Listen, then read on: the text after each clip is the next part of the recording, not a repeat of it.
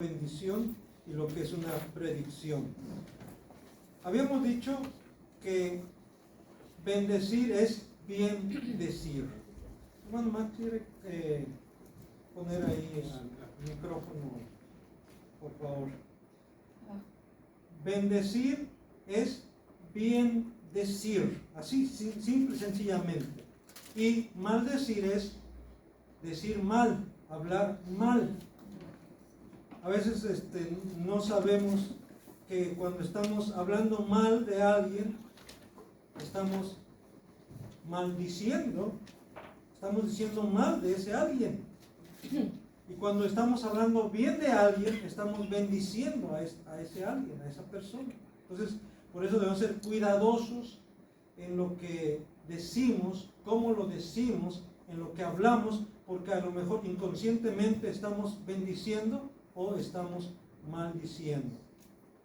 Y por eso es importante que también podamos dejar en claro qué es bendecir y qué es predecir, porque nosotros escuchamos muy seguidamente que hay quienes declaran, decretan y creen que su palabra, y así hay libros que señalan esto, que tu palabra tiene poder, que el poder está en tu palabra. Y sí es cierto, la palabra tiene poder. Y lo vemos en la Escritura misma, como Dios creó todas las cosas con la palabra de su poder. Y nuestra palabra también tiene poder, tiene influencia, porque fuimos hechos, creados a la imagen de Dios. Pero muchas veces no tiene el poder que nosotros le atribuimos o que nosotros quisiéramos. Sobre todo si esa palabra no está respaldada por Dios. Cuando esa palabra está respaldada por Dios, entonces tenemos la garantía, tenemos la seguridad que se va a cumplir. Pero si no está respaldado por Dios, ¿por qué? Porque no está acorde a la voluntad de Dios. Incluso puede estar en contra de la voluntad de Dios. Entonces Dios no va a respaldar esa palabra, Dios no va a bendecir, Dios no va a prosperar esa palabra. Vamos pues entonces a ver la distinción entre bendición y predicción. Bíblicamente, aquí mismo en la Biblia encontramos eso, ahí en Génesis capítulo 27, cuando en este caso Isaac bendice a Jacob y predice lo que va a hacer Esaú. Dice en Génesis 27, voy a dar lectura del versículo 26 al 40. Y le dijo Isaac su padre: acércate ahora y bésame, hijo mío. Y Jacob se acercó y le besó. Y olió Isaac el olor de sus vestidos y le bendijo diciendo: mira el olor de mi hijo, como el olor del campo que Jehová ha bendecido. Dios pues te dé del rocío del cielo y de las grosuras de la tierra y abundancia de trigo y de mosto. Sírvante pueblos y naciones se inclinen a ti. Sé Señor de tus hermanos y se inclinen ante ti los hijos de tu madre. Malditos los que te maldijeren y benditos los que te bendijeren. Y aconteció luego que Isaac acabó de bendecir a Jacob, y apenas había salido Jacob de delante de Isaac su padre, que Esaú su hermano volvió de cazar. E hizo él también guisado, y trajo a su padre y le dijo: levántese mi padre y coma de la casa de su hijo para que me bendiga. Entonces Isaac su padre le dijo: ¿quién eres tú? Y él le dijo: yo soy tu hijo, tu primogénito Esaú.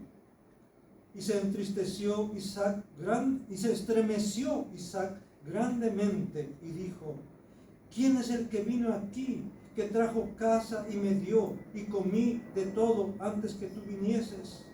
Yo le bendije y será bendito. Cuando Esaú oyó las palabras de su padre, clamó con una muy grande y muy amarga exclamación y le dijo: bendíceme también a mí, padre mío. Y él le dijo: vino tu hermano con engaño y tomó tu bendición. Y Esaú respondió: bien llamaron su nombre Jacob, pues ya me ha suplantado 2 veces. Se apoderó de mi primogenitura y aquí ahora ha tomado mi bendición. Y dijo, ¿no has guardado bendición para mí?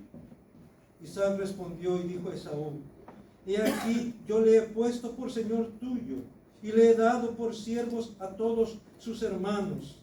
De trigo y de vino le he provisto. ¿Qué pues te haré a ti ahora, hijo mío? Y Esaú respondió a su padre, ¿no tienes más que una sola bendición, padre mío?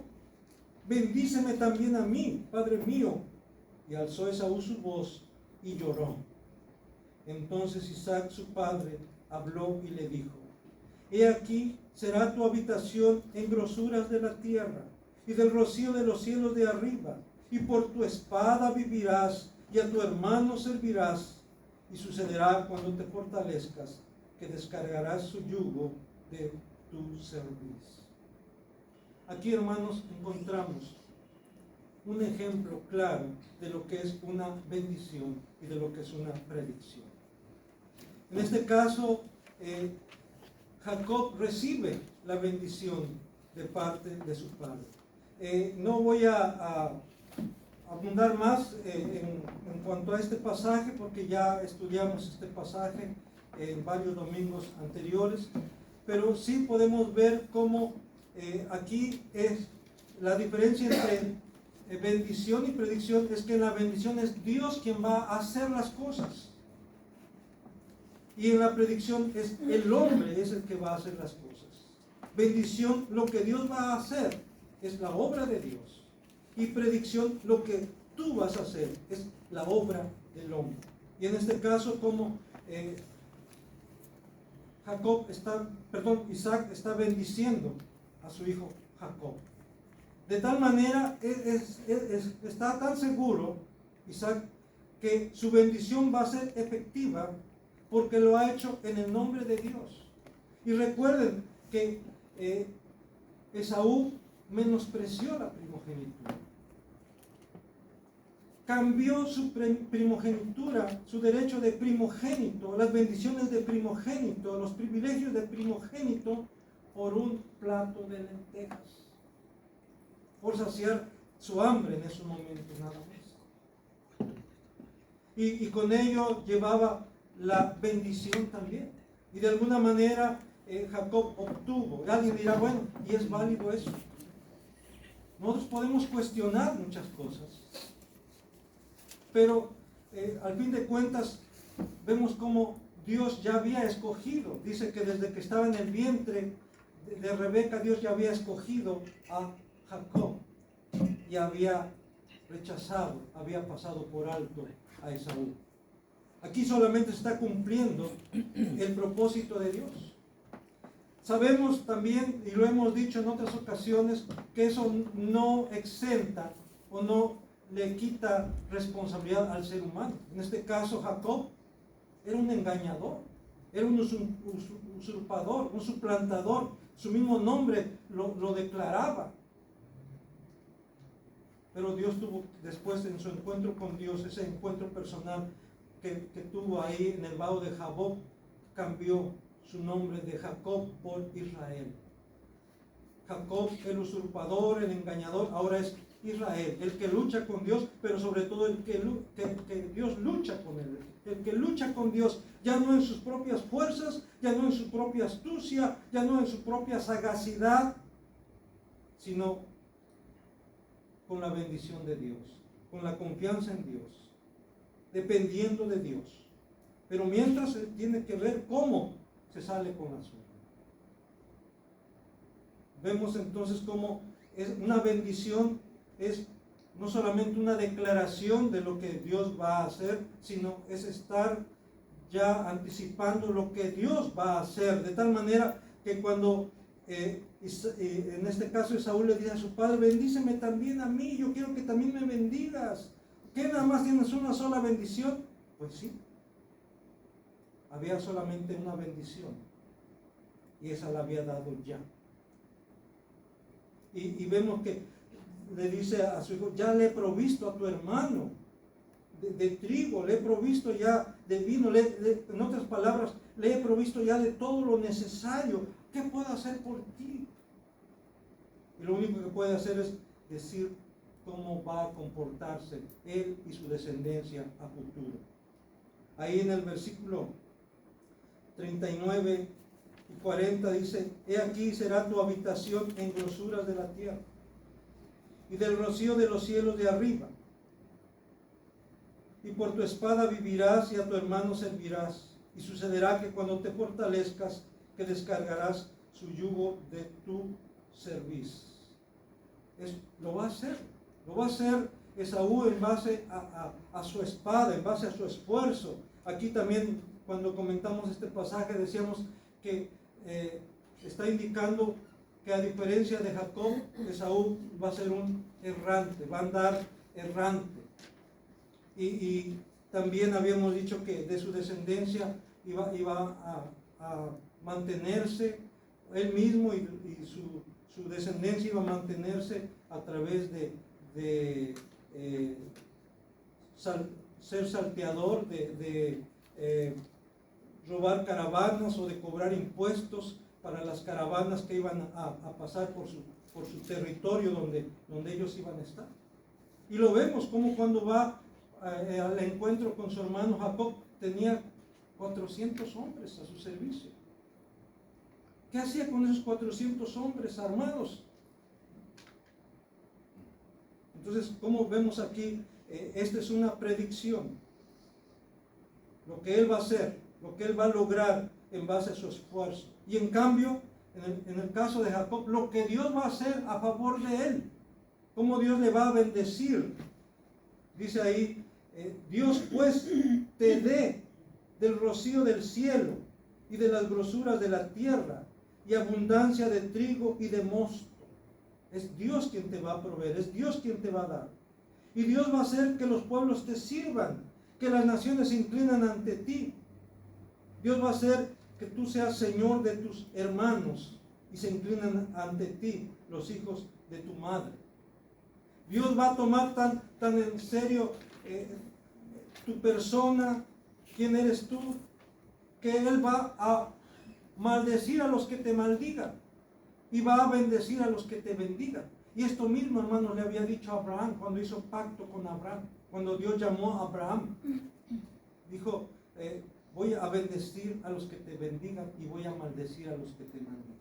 Que es lo mismo, Dios le está diciendo a Abraham: yo voy a ser amigo de tus amigos y voy a ser enemigo de tus enemigos. Aquellos que piensen mal, intenten mal contra ti, yo voy a traer ese mal sobre ellos. Y aquellos que traigan bien sobre ti, que deseen bien a ti, yo voy a traer bien sobre ellos. Vean entonces que hasta dónde alcanza la bendición de parte de Dios. En este caso, Isaac solamente es instrumento de Dios. No son sus palabras, es el compromiso de Dios que hizo con Abraham, con Isaac y luego con Jacob. Es la palabra de Dios, es el compromiso de Dios, es la fidelidad de Dios, es el poder de Dios, no el poder de la palabra de Abraham, no el poder de la palabra de Isaac, no el poder de la palabra de Jacob. No, es el poder de la palabra de Dios. Y ellos solamente son instrumentos de esa palabra poderosa. Ahora sí vamos a ir a Génesis 49, donde Jacob, siendo ya viejo, veíamos hace 8 días que viejo y ciego, pero con visión. ¿Por qué? Porque Dios estaba mostrándole, Dios le estaba dando esa visión del futuro. Así que nosotros no solamente debemos guiarnos por lo que vemos, sino también sobre todo por lo que Dios nos dice en su palabra. Porque nosotros nos guiamos no por la vista, sino por todo, como lo declara la misma Escritura. Si ya tenemos Génesis 49, vamos a ir leyendo conforme vayamos meditando en esta Escritura. Ahí en Génesis 49. Jacob revela el futuro a sus hijos. Aunque aquí también se habla de bendición, sí, hay bendición, pero sobre todo Dios le revela a Jacob qué va a hacer de sus hijos, qué va a hacer de su descendencia, y se dirige a cada uno de ellos. Si leemos todo el capítulo 49, vamos a darnos cuenta que hay palabra para cada uno de sus hijos. Y vamos a empezar con Rubén, del versículo 1 al versículo 4. Dice Génesis 49, del 1 al 4, dice: y llamó Jacob a sus hijos y dijo: juntaos y os declararé lo que os ha de acontecer en los días venideros. Aquí, como decíamos antes, Jacob va a declarar por revelación de Dios lo que va a hacer. Juntaos y oíd, hijos de Jacob, y escuchad a vuestro padre Israel. Rubén, tú eres mi primogénito, mi fortaleza y el principio de mi vigor, principal en dignidad, principal en poder, impetuoso como las aguas.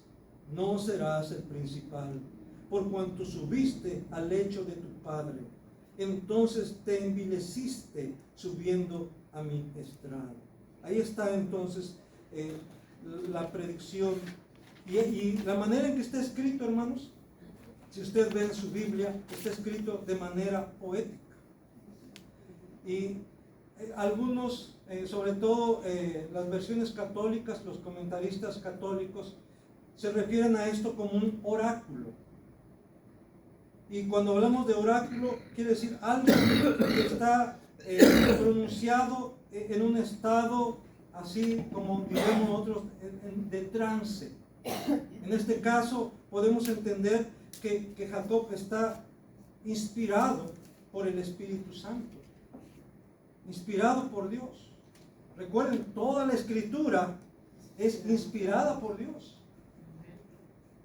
Y sobre todo cuando hay este tipo de declaraciones, de expresiones, creemos que definitivamente es Dios quien está hablando a través de Jacob. Es Dios declarando a los hijos de Jacob lo que va a hacer de ellos a futuro, manifestando su carácter de ellos, revelando, dando a conocer su carácter. En este caso de Rubén. Rubén era el primogénito. Pero aquí dice, aunque era el principal, aunque era el primogénito, aunque era el principal en dignidad, en poder, sin embargo, ¿qué dice? Era impetuoso como las aguas. Tenía un carácter muy fuerte, un carácter que no se podía controlar, un apetito, en este caso sexual, que no podía controlarlo, de tal manera que se metió, como se dice comúnmente, o fornicó con Bilha, la concubina de su padre.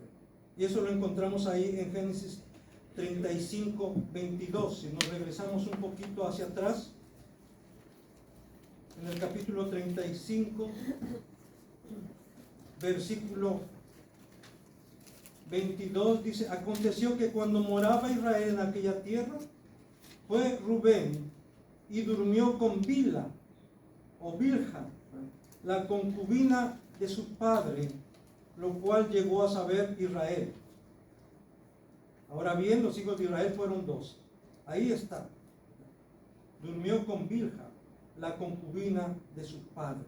Y cuando hizo esto, dice, Jacob se envileció, se degradó.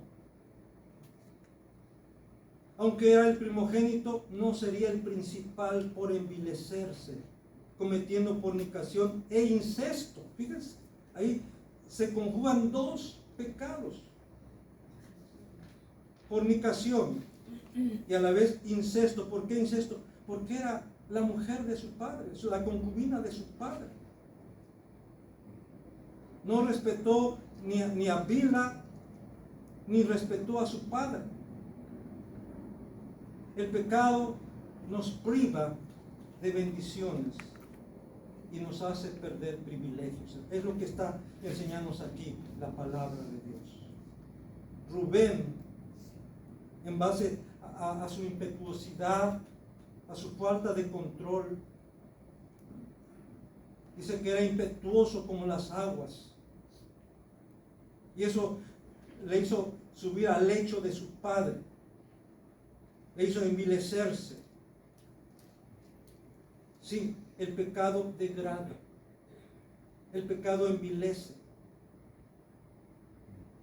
Pero también nos priva de bendiciones y nos hace perder privilegios.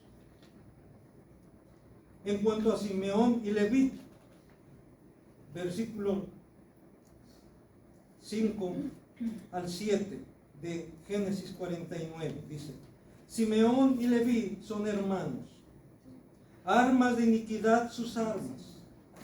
En su consejo no entre mi alma, ni mi espíritu se junte en su compañía, porque en su furor mataron hombres, y en su temeridad desjarretaron toros. Maldito su furor que fue fiero, y su ira que fue dura. Yo los apartaré en Jacob, y los esparciré en Israel. Simeón y Leví. Vean cómo lo describe. Dice ahí que su furor fue fiero, su ira fue dura. Y en su furor mataron hombres, y en su furor descarretaron toros. No tuvieron control de su ira. Y por eso Jacob no quiere tener nada que ver con ellos, aunque eran sus hijos. Él no les había enseñado eso. Sin embargo, ellos en su ira, en su furor, no pudieron controlarse y dieron, como dicen por ahí, rienda suelta a su enojo, a su ira. Debido entonces a la falta de control sobre su ira y el uso indebido de sus armas, Jacob mismo no quiere relacionarse mucho con ellos. En la Nueva Traducción Viviente dice que jamás tome yo parte en sus reuniones, que nunca tenga nada que ver con sus planes. En otras palabras, Jacob dice: yo no quiero nada que ver con ellos. Hermanos, incluso aquí hay una maldición, aunque no sobre sus personas, aunque no sobre sus hijos, pero sí sobre sus acciones, sí sobre su conducta desordenada, para mostrar de esa manera su desaprobación. Ahí dice versículo 7: maldito su furor que fue fiero, y su ira que fue dura. Jacob no aprueba la manera de actuar de estos varones, de Simeón y Leví. ¿Por qué? Porque no pudieron controlar su ira y porque hicieron mal uso de sus armas. Y esto, hermanos, indica que nuestra mala conducta puede traer sobre nosotros maldición en lugar de bendición. Y esto la Biblia lo dice en otra parte de otra manera. Dice que todo lo que el hombre sembrar, ¿qué dice? Eso también segará. O como se dice coloquialmente, si siembras vientos, cosecharás tempestades. Todo lo que el hombre sembrare, eso también segará. Si siembras rencillas, si siembras rencor, vas a cosechar odio. Es una ley espiritual. Pero si siembras compasión, bondad, vas a cosechar amor. Vas a cosechar comprensión, bondad también. En este caso, si Jacob no aprueba lo que hicieron sus hijos en su ira descontrolada, ¿usted cree que Dios lo va a aprobar? ¿Usted cree que Dios sí lo aprueba? Por eso, hermanos, cuando yo estaba preparando este tema para compartirlo con ustedes, yo estaba pensando también en lo que está pasando allá en el Medio Oriente, lo que está pasando en Israel, con Israel. Y yo sé que hay iglesias, que hay hermanos que están orando por Israel, para que Dios bendiga a Israel, para que Dios le dé la victoria a Israel. Pero hermanos, ¿usted cree que lo que está haciendo Israel es correcto? Claro que lo que están haciendo los del Líbano tampoco es correcto. Lo que está haciendo Irán tampoco es correcto. Y es fácil decir, no, es que ellos no son el pueblo de Dios y Dios va a castigarlos. Pero ¿quién es el pueblo de Dios? Ya veíamos el otro día, ¿no? Le decía a su pueblo, no guardarás rencor en contra de tu hermano, en contra de tu prójimo, sino lo amarás a tu prójimo como a ti mismo. Y se lo está diciendo desde Moisés. Amarás a tu prójimo como a ti mismo. No quiero entrar mucho en este tema porque yo sé que hay polémica, yo sé que hay muchas maneras de ver las cosas, de entender esto. Pero a la luz de la palabra de Dios, hermanos, si estos hijos de Jacob que actuaron con ira y llevaron a matar hombres, y podemos decir ahorita, llevado por la ira, está matando mujeres y niños, sí, está matando según a los líderes pero está matando muchos niños en su furor, en su sed de venganza. Y lo mismo los demás países. ¿Usted cree que Dios va a bendecir a una nación así? ¿Va a bendecir a acciones así? Cuando dejamos de lado la palabra y nos dejamos guiar solamente por lo que pensamos, por lo que nos conviene, nos vamos a alejar de la palabra, nos vamos a alejar de Dios. Y aún podemos traer maldición en lugar de bendición a nuestra vida. Así que yo sí quiero, sí, tenemos que orar por Israel. Claro que sí. En la mañana se leía un pasaje de la Escritura, dice, orad por la paz de Jerusalén. Sean prosperados los que te bendicen. Sean prosperados los que te aman. Sí, tenemos que orar por la paz de Jerusalén. Tenemos que orar por la paz de Israel. Pero también tenemos que orar para que Dios le muestre cuál es su voluntad. Sí, que guarde a Israel, sí. Pero siempre y cuando estén dentro de la voluntad de Dios. Tenemos que orar también por las demás personas que están sufriendo a causa de esta guerra. Tenemos que orar por la paz de Palestina también. Tenemos que orar por la paz del Líbano también. Amarás a tu prójimo como a ti mismo. Amarás al Señor tu Dios con todo tu corazón, con toda tu alma, con toda tu mente, con todas tus fuerzas, pero a tu prójimo como a ti mismo. Por eso, hermanos, la Escritura nos exhorta a dejar la ira. Ahí en Colosenses 3, del 5 al 8 dice, haced morir pues lo terrenal en vosotros. Fornicación, impureza, pasiones desordenadas, malos deseos y avaricia, que es idolatría. Cosas por las cuales la ira de Dios viene sobre los hijos de desobediencia, en las cuales vosotros también anduvisteis en otro tiempo cuando vivíais en ellas. Pero ahora dejad también vosotros todas estas cosas.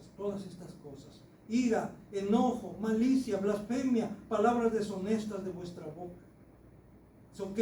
Ya dejaron atrás la avaricia, la idolatría, la fornicación, las impurezas. Pero ahora dice también tienen que luchar por dejar la ira, el enojo. la malicia, la blasfemia, las palabras deshonestas. ¿Por qué tenemos que dejar la ira? Porque no agrada a Dios. Porque la ira, dice en Santiago, que la ira del hombre no obra la justicia de Dios. Cuando actuamos airados, cuando actuamos enojados, cuando la ira nubla nuestro entendimiento, cometemos mucha injusticia y lastimamos mucho a las personas que nos rodean. Por eso dice que debemos ser, sí, prontos para oír, pero tardos para hablar. Y con más razón cuando estamos enojados. Dice cuenta hasta 10, quería cuenta hasta lo que sea necesario.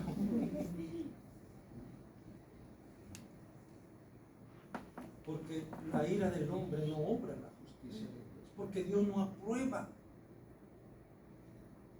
la ira, el enojo. Y vemos, hermanos, cómo aún decía yo, Jacob no aprueba y no quiere relacionarse con estos hijos.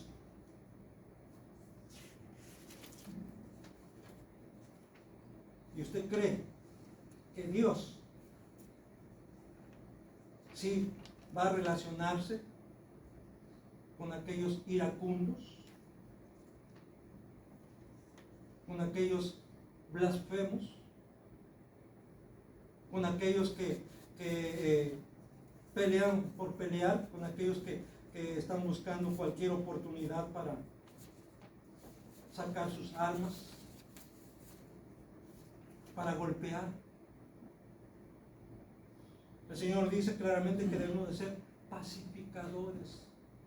Bienaventurados los pacificadores, porque ellos serán llamados hijos de Dios, los pacificadores, no los peleoneros, no los asesinos, no los matones,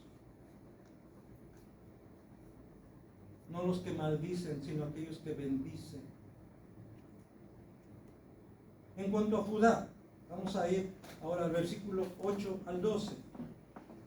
Dice: Judá, te alabarán tus hermanos, tu mano en la cerviz de tus enemigos. Los hijos de tu padre se inclinarán a ti. Cachorro de león, Judá, de la presa subiste, hijo mío. Se encorvó, se echó como león, así como león viejo, ¿quién lo despertará? No será quitado el cetro de Judá, ni el legislador de entre tus pies, hasta que venga Siloch, y a él se congregarán los pueblos. Atando a la vid su pollino, y a la cepa el hijo de su asna, lavó en el vino su vestido, y en la sangre de uvas su manto, sus ojos rojos de vino, y sus dientes blancos de la leche. Vean aquí cómo el Señor dedica varios versículos, bueno, un buen párrafo a Judá. ¿Por qué? Porque Judá va a ser, y ahora podemos decir, ha sido. En ese tiempo podría decir, va a ser. Ahora que miramos hacia atrás, Judá ha sido una tribu sobreviviente que desde la dispersión allá en Babilonia, la mayoría de los que regresaron del destierro a Jerusalén eran judíos. Por eso desde entonces se conoce como judíos. Ahora, bueno, en el 48 pues ya lo que es Israel, el Estado de Israel. Y ahí mismo en Israel pues hay divisiones entre los que son judíos ultraortodoxos, los judíos ortodoxos y los demás judíos normales, y el pueblo de Israel, los israelitas o israelíes. Aún ahí hay una diferencia entre lo que es ser israelita y lo que es ser israelí. Pero vemos, aquí, yo quiero más centrarme en lo que Dios está revelando en estos versículos. en este pasaje, en este oráculo, en esta revelación acerca de Judá, Jacob, inspirado por el Espíritu Santo, está anticipando la supremacía de Judá sobre las demás tribus. Dice el versículo 8, Judá, te alabarán tus hermanos, tu mano en la cerviz de tus enemigos, los hijos de tu padre se inclinarán a ti. Más adelante, cuando leemos ya lo que son crónicas, reyes, nos damos cuenta que como diremos así, la época de oro de Israel comenzó con el reinado de David, quien era de la tribu de Judá. Y David, también ya lo hemos mencionado en otras ocasiones, es un tipo de Cristo, como rey según el corazón de Dios, dice. Y aún así, hermanos, recuerdan, aunque ya también lo hemos dicho, aunque David era según el corazón de Dios, David quería construir el templo para Dios. Y le expresó su deseo a Dios de construirle el santuario, pero Dios le dijo, no, David, tú no me vas a construir porque tus manos están llenas de sangre. Otra vez confirmando, Dios no aprueba el derramamiento de sangre. No, porque tus manos están llenas de sangre, le dijo Dios a David. Pero sí vemos cómo aquí está declarando que Judá va a tener supremacía sobre las demás tribus y que aún va a imponerse sobre sus enemigos. También vemos cómo revela el carácter del Mesías aquí en el versículo 9. El Mesías que iba a venir de la tribu de Judá precisamente. Dice, cachorro de león Judá, de la presa subiste, hijo mío. Se encorvó, se echó como león, así como león viejo. ¿Quién lo despertará? Incluso, diríamos, el emblema de la tribu de Judá es el león de la tribu de Judá. Vamos allá a Apocalipsis capítulo 5. Alguien dirá, pero ¿a poco ya está de algunas? Pues hermano, pues Dios lo sabe todo. Y aquí veladamente, por decirlo así, no claramente, Dios está revelándole a Jacob que el Mesías, el león, vendrá de la tribu de Judá. Y ahí en Apocalipsis 5, versículos 5 y 6, vean lo que dice.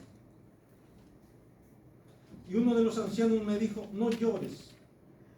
He aquí el león de la tribu de Judá, la raíz de David, ha vencido para abrir el libro y desatar sus 7 sellos. Y miré, y vi que en medio del trono y de los 4 seres vivientes, y en medio de los ancianos, estaba en pie un cordero como inmolado, que tenía 7 cuernos y 7 ojos, los cuales son los 7 espíritus de Dios enviados por toda la tierra. Aquí, hermanos, está el león y el cordero. ¿Y quién es el león y el cordero al mismo tiempo? Cristo, el Mesías, nuestro Señor Jesucristo, el león. Él es el león de la tribu de Judá, pero Él es el cordero que fue inmolado, que fue degollado por nuestros pecados. Y dice aquí, hermanos, volviendo a Génesis 49, versículo 9, cachorro de león Judá, de la presa subiste, hijo mío, se encorvó, se echó como león, así como león viejo, ¿quién lo despertará? También aquí, hermanos, se da a conocer que de la tribu de Judá vendrá aquel a quien le pertenece por derecho el reino y el poder. Aquel a quien le pertenece por derecho propio el reino y el poder. Dice el versículo 10, no será quitado el cetro de Judá, ni el legislador de entre sus pies, hasta que venga Siloh, y a él se congregarán los pueblos. ¿Quién es este Silo? Hasta que venga aquel a quien le pertenece, se puede traducir, le pertenece por derecho el cetro, el trono, el poder. ¿Y a quién, mi hermano, a quién, mi hermana, le pertenece por derecho el trono, el cetro, el poder, la gloria, la honra, el señorío? A Jesucristo. Dígalo, hermano, a Cristo. Hasta que venga Cristo. Algunos dicen que se puede estar haciendo referencia a David, hasta que venga David. Pero la mayoría coincidimos en que hasta que venga Cristo, el Mesías, de la descendencia de David, el renuevo del linaje de David. Y lo corroboramos allá con Apocalipsis capítulo 4, versículos 8 al 11. Apocalipsis 4, 8 al 11.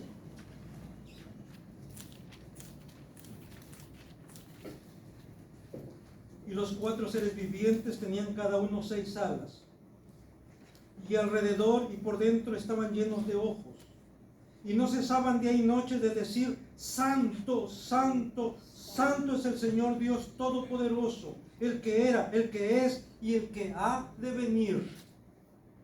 Y siempre que aquellos seres vivientes dan gloria y honra y acción de gracias al que está sentado en el trono, al que vive por los siglos de los siglos, los 24 ancianos se postran delante del que está sentado en el trono y adoran al que vive por los siglos de los siglos, y echan sus coronas delante del trono diciendo: Señor, digno eres de recibir la gloria y la honra y el poder, porque tú creaste todas las cosas y por tu voluntad existen y fueron creadas. Tú creaste todas las cosas y por tu voluntad existen y fueron creadas. La Escritura dice, hermanos, que quien creó todas las cosas, y sin él nada de lo que fue creado hubiese sido creado. De Cristo. De Cristo.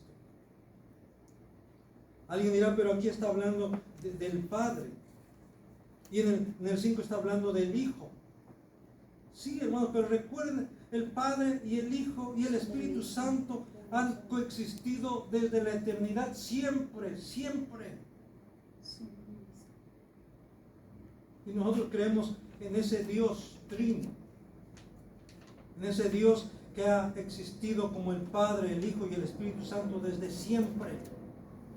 Y cuando declaramos y decimos que iguales en poder, iguales en gloria, en honor, de la misma sustancia, Jesús mismo dijo: yo y el Padre uno somos. El que me ha visto a mí, ha visto al Padre. Hasta que venga Silo, aquel que le pertenece por derecho, el cetro, el reino, el trono, el poder, la gloria.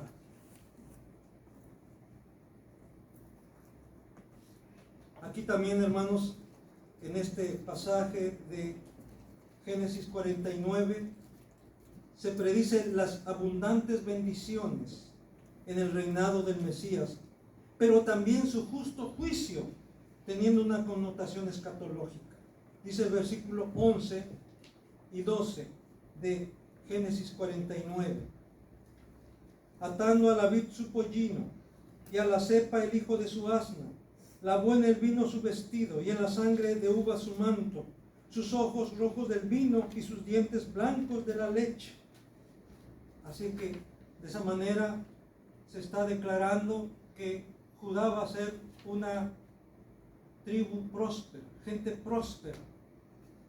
Pero no solamente va a ser próspera en el tiempo de las 12 tribus, en el tiempo del reinado de David y de Salomón, sino aún, sobre todo aquí está hablando del reino mesiánico, está hablando del reino eterno, del reino de los cielos. Aunque tiene que ver mucho cuando habla de pollino, cuando habla de asna, cuando habla de vino, cuando habla de sangre,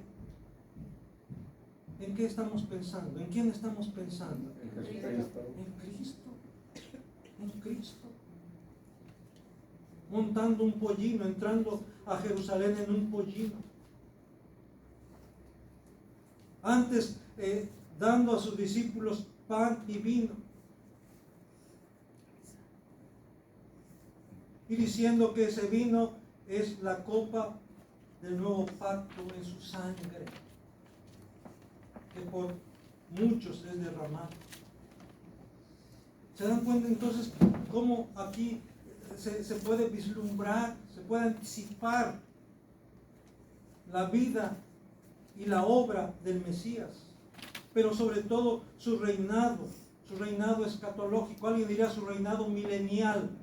Yo diría su reinado eterno, su reinado que comenzó cuando Él vino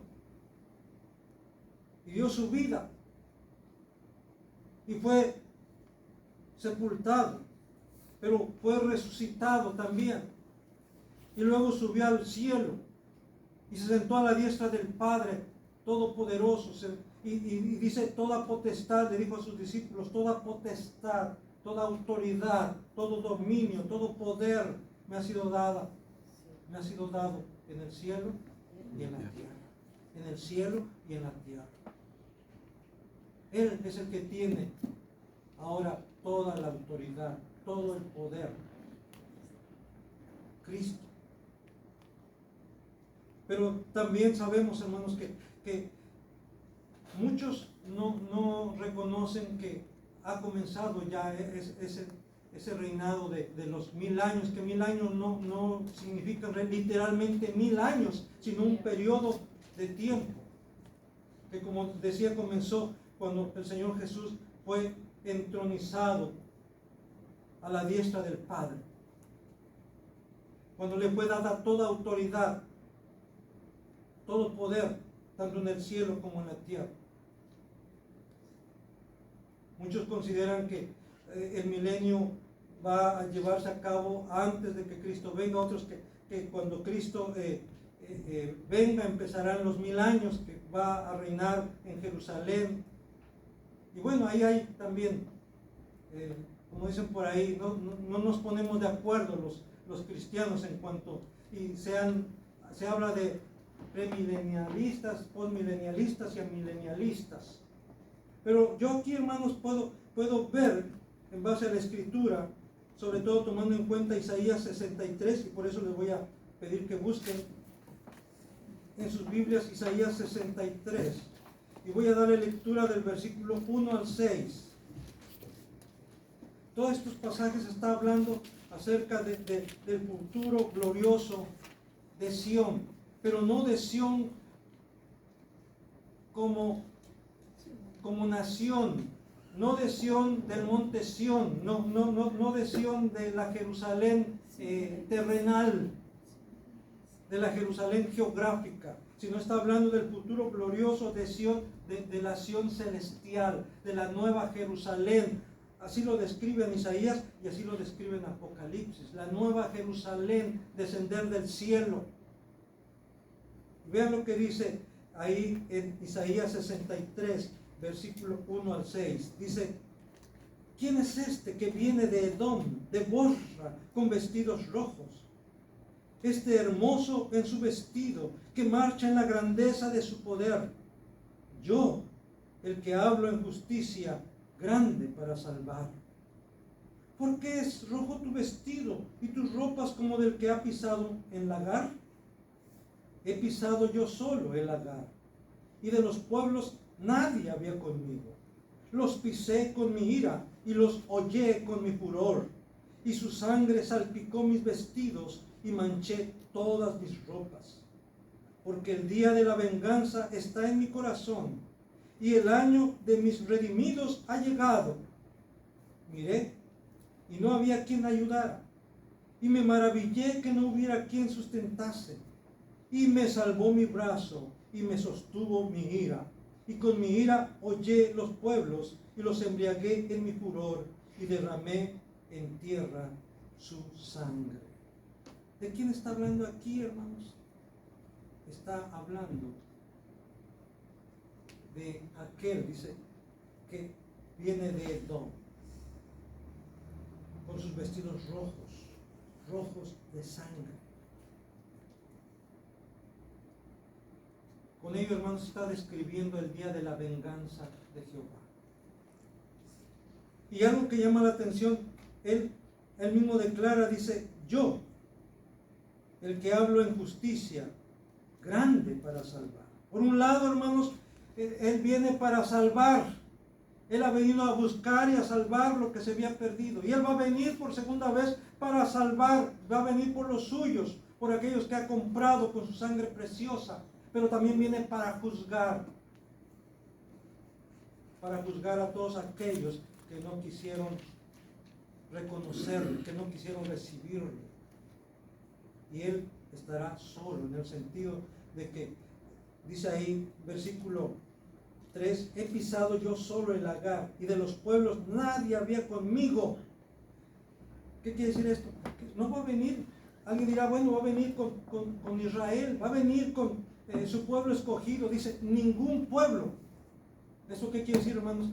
Que Dios va a traer juicio, y lo hemos visto en los profetas. Va a empezar por Israel, por su pueblo, va a empezar por su casa, va a empezar por el templo, va a empezar por los sacerdotes. Ahí va a empezar su juicio, por su casa, por sus sacerdotes, y luego por Jerusalén, y luego por Judá, y luego por todas las demás naciones. Porque dice, yo, el que hablo en justicia, grande para salvar. Porque el día, versículo 4, porque el día de la venganza está en mi corazón, y el año de mis redimidos ha llegado, dice el Señor. Cuando Él venga por segunda vez, hermanos, para uno será salvación y vida eterna, para sus escogidos, dice ahí, para mis redimidos. Pero por otro lado, será ira, fuego y azufre sobre aquellos incrédulos, aquellos que le rechazaron. Y aquí vienen las nubes, dice en Apocalipsis, y todo ojo le verá, y los que le traspasaron harán lamentación por él. Los que le traspasaron, los que le mataron, los que le rechazaron, los que se burlaron y no se arrepintieron, van a lamentarse. Será demasiado tarde, no habrá otra oportunidad como algunos quisieran. Pero a los que creyeron en Él y a los que le recibieron, va a decirles, venid benditos de mi Padre, heredad del reino preparado para vosotros desde antes de la fundación del mundo. Qué hermoso es esto. Esta debe ser nuestra esperanza constante, continua, para mantenernos firmes, para mantenernos fieles hasta que Él venga. Amén. Amén.